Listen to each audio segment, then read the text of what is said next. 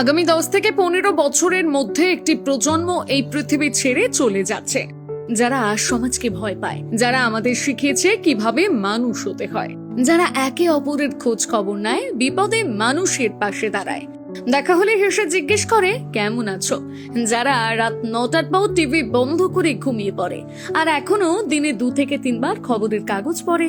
এইসব মানুষ আস্তে আস্তে নিঃশব্দে আমাদের ছেড়ে চলে যাচ্ছে, আর মাত্র কয়েকটা বছরের মধ্যে পৃথিবী থেকে চিরদিনের জন্য বিলুপ্ত হয়ে যাবে এই প্রজন্ম। হয়তো সেদিন এই বর্তমান প্রজন্ম বুঝবে যে কি হারালো। আমাদের সন্তানরা হয়তো কখনো জানবে না কিভাবে মানুষের খোঁজ নিতে হয়, কিভাবে একে অপরের পাশে দাঁড়াতে হয়, সকালের হাঁটায় কি আনন্দ, খবরের কাগজের পাতায় কি গন্ধ। এই মানুষগুলো চলে গেলে চলে যাবে একটা সময়, একটা সংস্কৃতি, এক জীবনবোধ, একটি গুরুত্বপূর্ণ শিক্ষা তাদের সাথে চলে যাবে।